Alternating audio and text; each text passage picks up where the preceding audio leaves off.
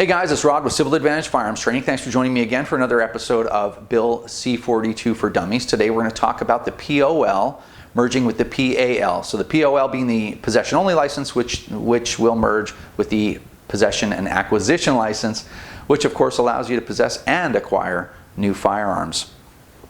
Okay, so just before we get started, just so you know, there's been a lot of comments. The last video that I did in the series was really well received. I really appreciate everybody stepping up and sharing the videos and talking about it. It's the only way we're going to get change is teaching people that don't know about firearms issues the truth.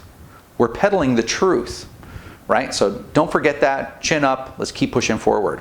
All that to say, there's some comments about other aspects of Bill C42. Is it a perfect bill? Absolutely not. Is there some stuff in there that's really concerning? Yes, there is. But it's an imperfect bill. I'm not really advocating for the bill itself, hard and fast. I'm advocating for some of the provisions, but more than anything in this series of videos, I want to focus on some of the provisions and that there's debate over, because I think that debate itself is important, and exposing the truth is important, and arming our people with the ability to debate these in real time with non-gun people or even anti-gun people. That's really important. That's what I'm getting out of this whole exercise. So, all right, let's get started.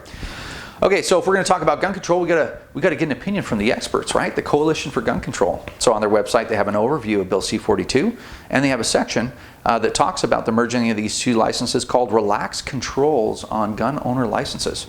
So let's read what these fine upstanding citizens have to say. The possession-only license was designed to allow people who owned guns when the 1995 law passed to avoid the requirements for training and rigorous screening and to keep their guns. Individuals who wanted to acquire more guns have had to comply with the full requirements, including a rigorous screening for risk factors for violence and suicide, and their current and ex-spouses notified of the application, allowing the 575,780 POL license holders who have not been thoroughly vetted to acquire more guns opens up another loophole and increases the risk that guns will be misused or diverted to illegal markets. So on this page, if you guys go to the Coalition's website, there's a lot of disingenuous information, and this is among some of the worst. I'm going to make this really quick because it's really easy to understand. People who hold a POL license have been in possession of a firearm for over 20 years. By virtue of the fact that they still hold a POL. A POL is a license that is authorized under the Firearms Act, just like my PAL. These people are subject to the same management via the Firearms Act that I am. Let's talk about what that management is real quick, shall we? Well, warrantless searches upon reasonable notice, which we've determined the government considers reasonable notice 24 hours. Okay, so they call you up and they say, hey, listen, we're coming to search your home tomorrow. And you're like, why is that? Why? And they're like, well, it doesn't matter. We'll see you at 3 o'clock. And they come search your home. And in the Firearms Act, they can search your home anywhere where a firearm may be reasonably kept. So they could say, hey, we're looking for small prohibited pistols. Well, now they can go in your underwear drawer. They can look in envelopes. They can look anywhere they want. Warrant-less search with no boundaries. Okay? On demand. Also, daily monitoring. Daily monitoring. Now, the criminal record check, every day I've done videos that have had that information. We've vetted that information. We've posted it in comments. You can find that information quite easily. It happens every day. You get a criminal record check, basically. Now, I just want to stop for a second and say those two aspects of the Firearms Act, those two things have been found to be unconstitutional to subject convicted pedophiles and rapists to, because it contravenes their Charter of Rights and Freedoms. You know, rights and freedoms. You know, isn't that interesting? But to millions of Canadians that are the most upstanding and the most law-abiding, no problem. So the Charter of Rights and Freedoms that I actually refer to as the Charter of Privileges and Allowances means really nothing when you're a firearm owner, right? Because a right, there are no rights. A right is something that someone can't take away from you, but they're pretty easily taken away from you here. So anyway, point is, these people have been subject to this stuff, and of course the heavy criminal penalties for paperwork crimes, like if you leave your wallet at home when you go to the range. What's the minimum, like on a summary conviction, what's the absolute minimum that you're going to be facing if you forget your wallet and you get pulled over on the way to the range? It's 6 months in jail and $2,000 fine.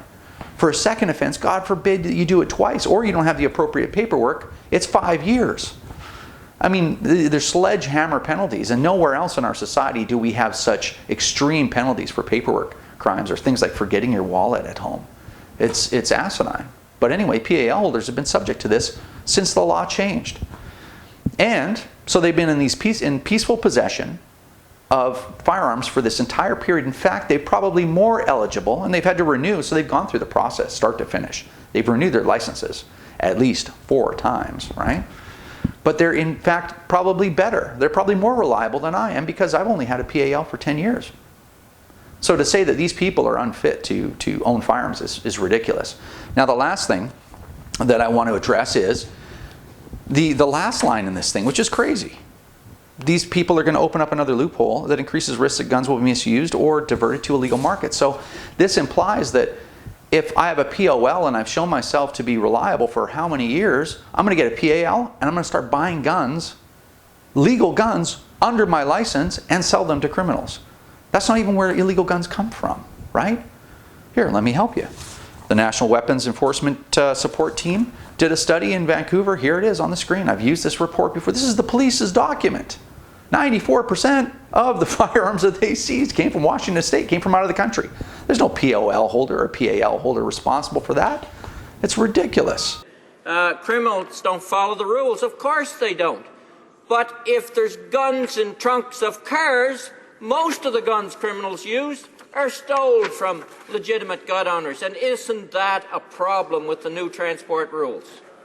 In conservative propaganda and in fundraising on the part of the Conservatives would be, as I said earlier, an absolute abrogation of the truth. Indeed, it would be a lie. And so anybody who stands up in this House and says that the Liberal Party is going to bring back the gun registry is lying. And get that straight, Mr. Speaker. And I mean this, I don't know, I guess facts are just, I don't know how you can refute facts, but anyway, people, I guess, do it.